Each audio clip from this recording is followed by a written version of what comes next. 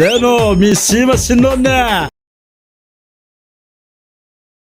ఇంటి చట్టానికే పరిమితమై ఎట్లాంటి గుర్తింపు లేకుండా రాత్రింబవళ్ళు శ్రమిస్తున్న కోట్లాది మంది గృహిణుల జీవితాల్లో దేశ సర్వోన్నత న్యాయస్థానం సుప్రీంకోర్టు ఒక కొత్త వెలుగు నింపింది సామె.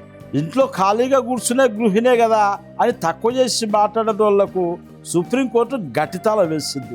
గృహిణులు కేవలం ఇల్లు చక్కబెట్టుకునే వారిగా చూడొద్దని, వారిని దేశ నిర్మాతలుగా పరిగణించాలని చారిత్రాత్మకమైన తీర్పిచ్చిందమ్మా. ఆర్థిక పరిభాషలో ఎక్కించే ఆమె సేవలకు నెలకు 30,000 ఆదాయంతో సమానంగా విలువ కట్టాలని గట్టిమాట చెప్పింది.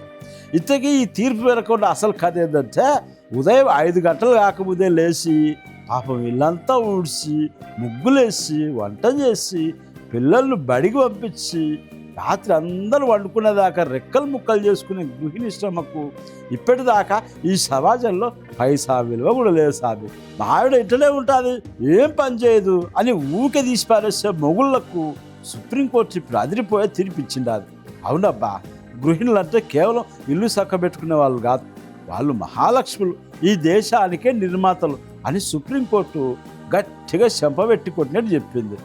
ఆమె చేసే నిరంతర సేవలను తక్కువ చేసి చూడడం అన్యాయమని కోర్టు చెప్పింది. ఆలోచిస్తే ఇది చిన్న విషయం ఏం కాదు సాబి.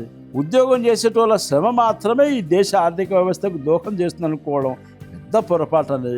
గృహిణి ఇంట్లో రూపాయి తీసుకోకుండా చేసే వంట, క్లీనింగు, పిల్లల రక్షణ వల్లే మిగతా కుటుంబ సభ్యులు సాఫీగా బయటికి వెళ్ళి సంపాదించుకోగలుగుతున్నారు.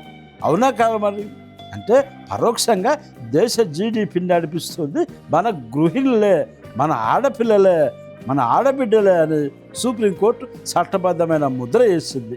ఏదేమైనా మన ఆడబిడ్డలకు ఆత్మగౌరవాన్ని నిలబెడుతూ సుప్రీంకోర్టు ఇచ్చిన తీర్పు దేశ చరిత్రలోనే గర్వంగా నిలిచిపోతుందని చెప్పడంలో ఎలాంటి సందేహం లేదు. ఏమంటారు తల్లులు? సుప్రీంకోర్టు తీర్పు పైన మీ కామెంట్ చేయండి.